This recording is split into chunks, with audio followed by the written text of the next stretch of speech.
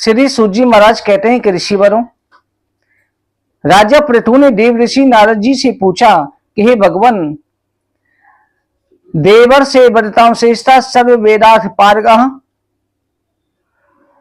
संसार में पुण्य यश कर्म सर्वलोकस्य हितकारकम, ऐसा कौन सा व्रत है तादृशम व्रतमाख्यानि यत पुत्र धन वर्धनम, जो पुत्र का देने वाला हो, संतान का देने वाला हो, धन का भी देने वाला हो, और जो आरोग्यता भी प्रदान करे। जिस व्रत को करने से आरोग्यता प्राप्त होती है, ऐसा व्रत बतलाइए। देवर्षि नारद जी ने कहा कि हे राजन, संसार में परम गुप्त व्रतों में उत्तम पुत्र धन वर्धक ऐसा व्रत भी है, जिस व्रत को करने से प्राणी की दीर्घायु हो जाती है। अगर माताएं रखती है तो संतान की दीर्घायु होती है, उन्हें धन यश की भी प्राप्ति होती है। इस व्रत को श्रद्धा भाव के साथ में करना चाहिए। इस व्रत का नाम मां विद्या, मां माया, मां मेधा, मां स्मृति, मां मोहा, माहेश देवी, माहेश्वरी, सर्व ईश्वरों की ईश्वरी, ऐसी जो देवी है जिसको मां काली कहा जाता है, उस मां काली का ये व्रत है। ये आदि शक्ति का व्रत कहा जाता है, जिसे अहोई देवी के नाम से जाना जाता है। ये व्रत पुण्यकारी है, सभी लोगों का हित करने वाला है। राजा पृथु ने पूछा कि भगवान, ये अहोई नाम से देवी कैसे उत्पन्न हुई? अहोई का जो व्रत है, अहोई देवी को माता काली का, महाकाली का स्वरूप कहा जाता है। अहोई देवी आदि शक्ति का स्वरूप है, और अहोई देवी को राधा रानी का भी स्वरूप माना जाता है। आज के दिन जिनको संतान नहीं होती, राधा कुंड के जल में जा करके स्नान करते हैं। आज के दिन आधी रात पर स्नान किया जाता है, और बहुत बड़ा लाखों लोगों की भीड़ लगती है। लोग दूर दूर से आते हैं, और पति पत्नी स्नान करते हैं व्रत रख करके। तो जब डॉक्टरों ने जवाब दे दिया, अगर श्रद्धा भाव से कराए तो निश्चित रूप से उनको संतान की प्राप्ति हो जाती है। जो रोगी हो उनका रोग दूर हो जाता है। भगवान कृष्ण ने वरदान दिया है, वहां राधा कृष्ण की पूजा की जाती है। और इसके साथ में ये भी वरदान है, जैसे राधाष्टमी के दिन और आज के दिन अगर राधा कुंड में कमर तक या गर्दन तक जल में बैठ करके 1 से 8 बार कृपा कटाक्ष जप लिया जाए, तो एक दिन में राधा रानी प्रकट हो जाती है, दर्शन दे जाती है उस वक्त को। एक दिन के अंदर ही दर्शन हो जाते हैं। कई संत बैठ करके कृपा कटाक्ष जपते हैं, और उनको सानिध्य प्राप्त होता है, दर्शन होते हैं। उन्हें अपनी छवि दिखा के जाएंगे, एक बार दर्शन जरूर होंगे। ये कृपा कटाक्ष की महिमा है, जिसमें पहला श्लोक है, मुनिंद बिंद वृंदते त्रैलोक शोक हारिणी, प्रसन्न वक्त पंकजे निकुंज भू विलासिनी, ब्रजेन भानु नंदिनी, ब्रजेन सून संगते, कदा करिष्य माम कृपा कटाक्ष भाजनम। यानी कृपा कटाक्ष स्वयं शंकर जी ने गाया था। जब गोपी बनने के लिए जब रासलीला हो रही थी, अंदर प्रवेश नहीं करने दिया ललता विशाखा सखियों ने कि अंदर केवल स्त्री जा सकती है, तो राधा कुंड में स्नान करके शंकर भगवान ने कृपा कटाक्ष गाया था। और कृपा कटाक्ष से राधा ने प्रकट होकर के उनको दर्शन दिए, और उनको गोपेश्वर महादेव बना दिया, उनको गोपी बना के अंदर प्रवेश करा लिया। शंकर जी को भी इसी से कृपा प्राप्त हुई है। बरसाने जाओ दीवारों पर कृपा कटाक्ष लिखा होता है। कहते हैं ब्रजवासियों का दो ही प्यारा है, या तो गोपाल सहस्रनाम जपते हैं या कृपा कटाक्ष जपते हैं, दोनों जपते हैं। कहते हैं गोपाल सहस्रनाम जपने वाला भी त्रिलोक में सर्वत्र विजय प्राप्त करता है, और कृपा कटाक्ष को जपने वाले के ऊपर राधा रानी की हमेशा कृपा रहती है। राधा रानी प्रसन्न होकर के उसके सिर पर अपने चरण रख करके अपना महावर लगा देती है। कृपा कटाक्ष की इतनी महिमा है। राधा रानी की सानिध्य प्राप्त करने के लिए भक्तजन कहते हैं, इसी प्रकार से अहोई देवी की पूजा करने से, अहोई देवी को आसक्ति स्वरूप से पूजा किया जाए तो सभी प्रकार के कष्ट दूर हो जाते हैं। देवर्षि नाथ जी कहते हैं, राजन, अहोई देवी की उत्पत्ति की जो कथा है वो सुना रहे हैं। पूर्व कलयुग में अकाल मृत्यु होने से पशु पक्षी क्षय को प्राप्त होते। एक बार कलयुग की बात है, इस कलयुग की नहीं है, न जाने किस कलयुग में, जो पूर्व का कलयुग था, पूर्व मनवंतर में, उस कलयुग में घटना घटी थी। कलयुग तो हर चौथी बार आता है। सबसे ज्यादा जो भयंकर पापी कलयुग, पाप सब में होते हैं, पर जो सबसे ज्यादा भयंकर होगा वो ये कलयुग होगा। अभी तो कलयुग शुरू नहीं हुआ, कर युग चल रहा है। जैसा हम कर रहे हैं वैसा फल प्राप्त हो रहा है। कलयुग ने कहते हैं कि अभी अपने चरण भी नहीं रखे, केवल कलयुग की छाया पड़ी है।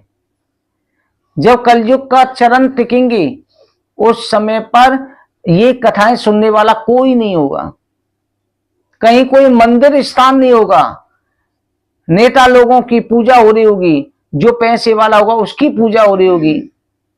पृथ्वी अन्न देना बंद करे, अन्न की कमी इतनी हो जाएगी कि इंसान इंसान को पकड़ के खाएगा। जैसे आज भी विदेश में उस शहर का नाम, वहां पर एक जेल है और वहां पर भोजन नहीं दिया जाता। वहां पर जो बड़ा कैदी होता है ढींगरा, कमजोर कैदी को मार के खाते हैं। वहां पर यह हालत है, सबसे भयंकर जेल है। वह नित्य प्रति किसी न किसी कैदी को आपस में खाते रहते हैं, जिसको पकड़ा दाब खाया, खा गए, जैसे जीव को खाते हैं लोग, हिंसा खाते हैं, मांसाहारी।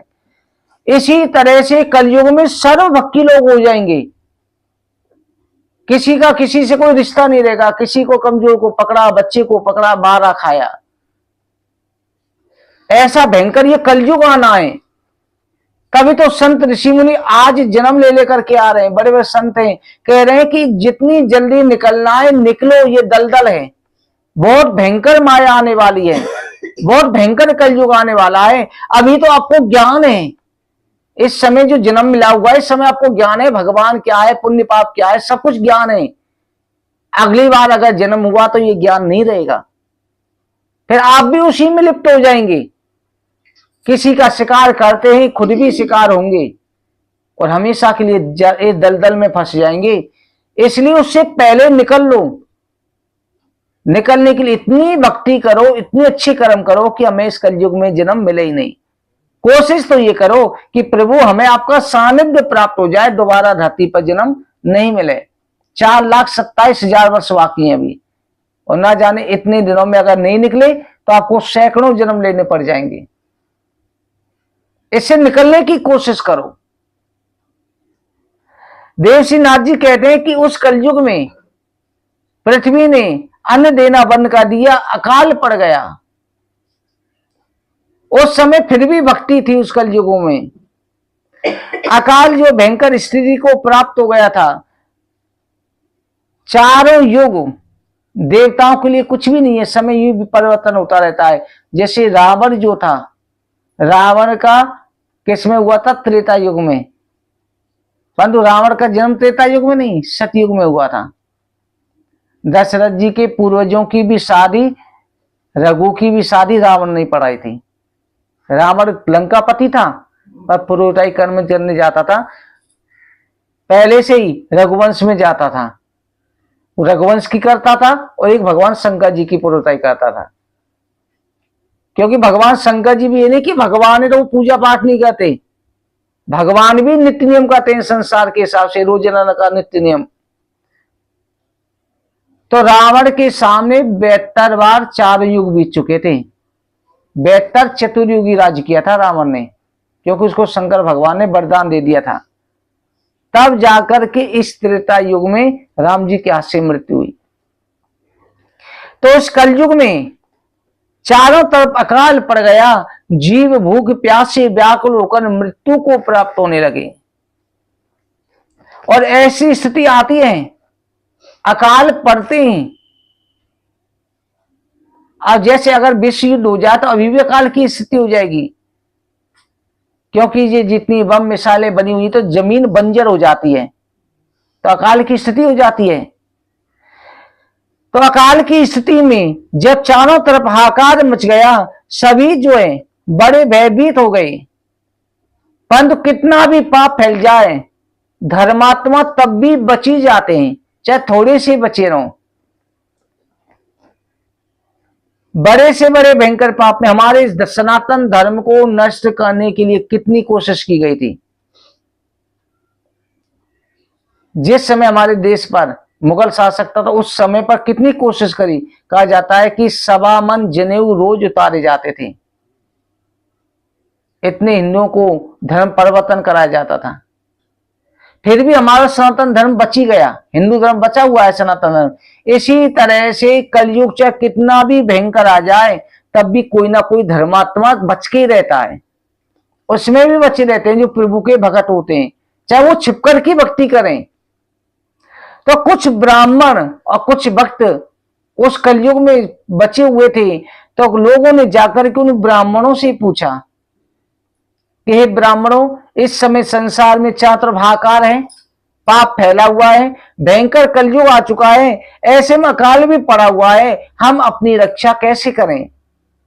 ब्राह्मणों ने बहुत देर तक विचार किया, आपस में परामर्श किया और परामर्श करके सभी से कहा कि आप सभी मिलकर के माता आदिशक्ति काली की उपासना करो, माता आदिशक्ति की पूजा करें। सभी ब्राह्मण मिलकर के, संत ऋषि मुनि मिलकर के माता की पूजा करने लगे। कार्तिक के महीने में पूजा उन्होंने प्रारंभ कर दी और कलयुग में तो भगवान बहुत जल्दी प्रसन्न हो जाते हैं। कहा जाता है कलयुग में सच्चे भाव से आप कुछ ही दिन पूजा करके देख लो, परमात्मा का सानिध्य प्राप्त होने लग जाएगा, आपको अनुभूति होने लग जाएगी। आप लड्डू गोपाल जी से अपनी लगन लगा लो, इनसे रिश्ता बना लो, प्रेम कर लो, इनका ख्याल आने लग जाए। जैसे आपको बच्चे की चिंता रहती है, स्कूल गया है, उसने क्या खाया होगा कि नहीं, आते उसकी कैसे देख रेख करते हैं, सुबह उसके लिए तैयारी करके भेजते हैं, ऐसे ठाकुर जी के प्रति लगन लगा लो, कुछ ही दिनों में आपको इनकी कृपा प्राप्त हो जाएगी। आपको महसूस होने लग जाएगा कि ठाकुर जी हैं। पहले आपको स्वप्न के माध्यम से आएंगे, ठाकुर जी की जब कृपा होती है स्वप्न के माध्यम से आते हैं। जब नंद बाबा के आ रहे थे तो नंद बाबा ने देखा था कि गौशाला में गायों के साथ में छोटा सा बालक श्याम बरन का मोर पंख है और घुटमन चल के आ रहा है, पहले से ही कृपा कर दी। तो ऐसे ही अगर आप पर कृपा होने वाली है, अगर जीवन में दुख आने लग जाएं, आप अच्छे कष्ट आने लग गए, संसार के लोग बिगड़ने लग गए, तो समझ लो थोड़ी कृपा शुरू हो गई है। फिर उसके साथ में स्वप्न में भगवान की झांकी दिखाई देने लग जाए कि आप तीर्थ में जा रहे हो, वृंदावन जा रहे हो, या ठाकुर जी के दर्शन कर रहे हैं, घर में पूजा कर रहे हैं, समझ लो कि कृपा अब होने ही वाली है। बस अब भटकना नहीं है, किसी न किसी माध्यम से दर्शन देने लग जाएंगी। और कहते हैं 12 वर्ष अगर स्वप्न में आने लग गए तो ठाकुर जी फिर आपके प्रत्यक्ष सामने आ जाएंगे। और उसके लिए स्वप्न में लाने के लिए आपको साधना की आवश्यकता है, आपको भाव की आवश्यकता है, भाव रखना पड़ेगा उनके प्रति। आज भाव बनाया, थोड़ी देर बाद भाव भिंगा दे, ये नहीं, भाव आपको रखना पड़ेगा। घर के काम करो सारे, परंतु मन में जो है राधा राधा राधा राधा जपते रहो। ठाकुर जी का नाम जपता है, कृष्ण कृष्ण कृष्ण कृष्ण राधा कृष्ण, जैसे भी भाव है वैसे जपते रहो तो ठाकुर जी का सानिध्य अवश्य प्राप्त होगा।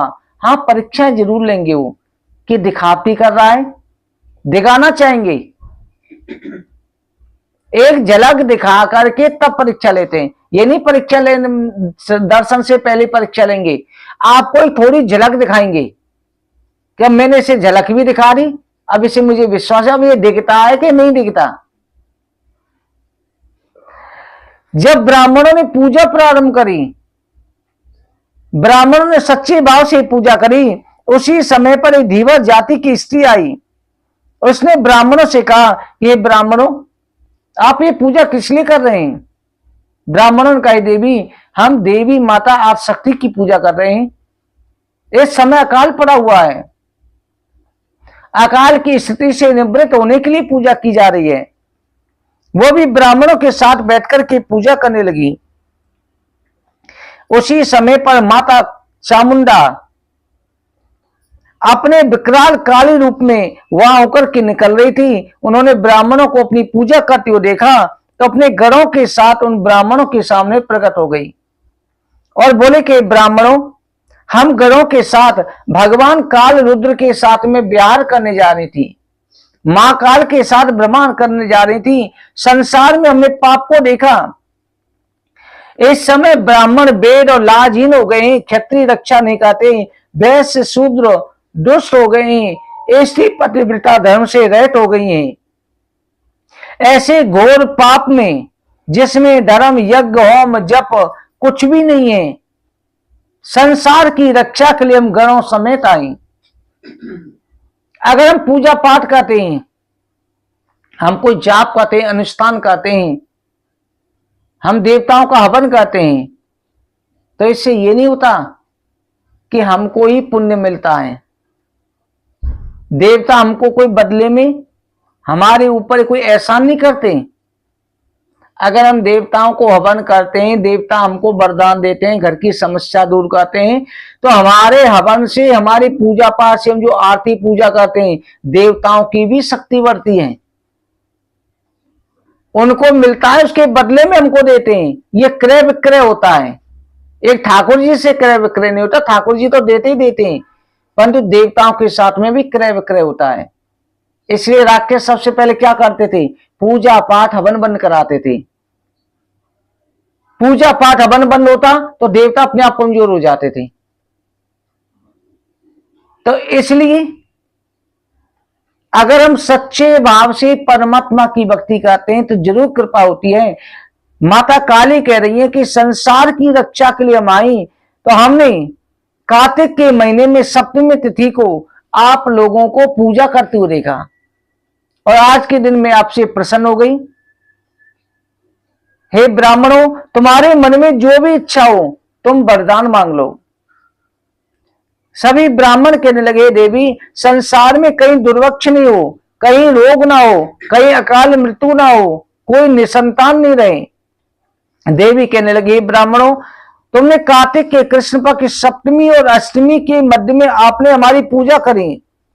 सप्तमी और अष्टमी को नक्षत्रों के उदय में, सप्तमी को चंद्रमा के, अष्टमी को नक्षत्र के उदय में जो हमारा व्रत करे, सप्तमी के दिन अगर व्रत रखा है और इस सप्तमी का तो चंद्रमा को अर्घ दे, अष्टमी का रखा है तो नक्षत्रों को अर्घ दे। स्त्री पुरुषों को यह व्रत अवश्य करना चाहिए। संतान के लिए नहीं रखा जाता, संतान के साथ साथ ये निरोग अवस्था के लिए, बीमारी के लिए, हर कार्य के लिए करा जाता है। बालक वृद्ध रोगी बिना भोजन के रहे, केवल बालक को छोड़कर, बुजुर्ग को छोड़कर, बीमार को छोड़कर सभी को यह व्रत करना चाहिए। सायकाल को मेरी अहोई नाम से पूजा करें, मनुष्य मेरी मूर्ति बनावे, मिट्टी से गोबर से घर को लिपा। इस दिन मिट्टी नहीं लानी चाहिए, गोबर से लीप ले, पर आज के दिन अहोई अष्टमी के दिन मिट्टी नहीं छुई जाती। व्रत रखने वाला मिट्टी का स्पर्श ना करता और ना ही खुदाई करता। इसमें दीपावली के समान स्तंभ बनावे, श्याम पीत सफेद काला चारों रंगों से सुंदर मंडप बनावे। उसके बाद में खीर पुष्प धूप से पूजा करें, मूलकर्ण गन्ना से पूजा करें। ऐसा करने से सुख प्राप्त होता है, अकाल मृत्यु व्याधि दुर्भिक्ष कहीं नहीं होगा। हम गणों समेत पूजित तृप्त हो जाएंगे। जो लोग इस व्रत को करेंगे उनके ऊपर मेरी कृपा दृष्टि बनी रहेगी। धीवर जाति की स्त्री बोली, हे मां देवी, नीच योनि वाले हम लोगों की भी रक्षा करो। अहोई देवी कहने लगी, तू मेरी भक्त ने, तूने भी मेरी पूजा करी, इसलिए लोग पूजा के अंत में तेरी भी संतान की पूजा करेंगे। तेरे संतान की पूजा होगी तभी उनकी पूजा सफल होगी, नहीं तो निष्फल हो जाएगी। कुंवारी कन्याओं की और मालिन की भी इस दिन पूजा की जाती है। नारद जी बोले, हे राजन, ऐसा कहकर के देवी अंतर्ध्यान हो गई। तब से सभी लोग इस व्रत को धारण करने लगे। इस समय तुम्हारे स्नेह से मैंने इस व्रत को कहा, सभी गृहस्थियों को यह व्रत करना चाहिए। जो लोग इस व्रत को करेंगे उनको सुख प्राप्त होगा, अकाल मृत्यु व्याधि भय शत्रु भय कहीं पर नहीं होगा। इस व्रत की तिथि सप्तमी अष्टमी, सप्तमी चंद्रमा युक्त, अष्टमी नक्षत्र युक्त होती है। दोनों ही तिथि बराबर हैं। नाथ जी कहते हैं, राजन, तुमने जैसे अहोई देवी के व्रत की पूजा पूछी, मैंने उनकी जन्म उत्पत्ति और माता की पूजा की सारी विधि कही। ऐसा करने से, इस कथा को भी सुनने से अश्वनी यज्ञ के समान फल की प्राप्ति होती है। कार्तिक का महीना ऐसा है कि एक दिन अहोई देवी केवल एक दिन में प्रसन्न हो गई थी, इसलिए कार्तिक के समान कोई दूसरा महीना नहीं है। एक दिन भोजन न करने से, निर्जल व्रत रखने से अकाल मृत्यु उपद्रवों को शांत करता है। अहोई के समान कार्तिक के महीने में कोई महत्व व्रत नहीं है और न इसके समान होगा। कार्तिक का महीना सर्वश्रेष्ठ कहा जाता है। हे राजन, इसलिए अहोई देवी का तुम व्रत पूजन अवश्य करो। बोलो कार्तिक मातम की।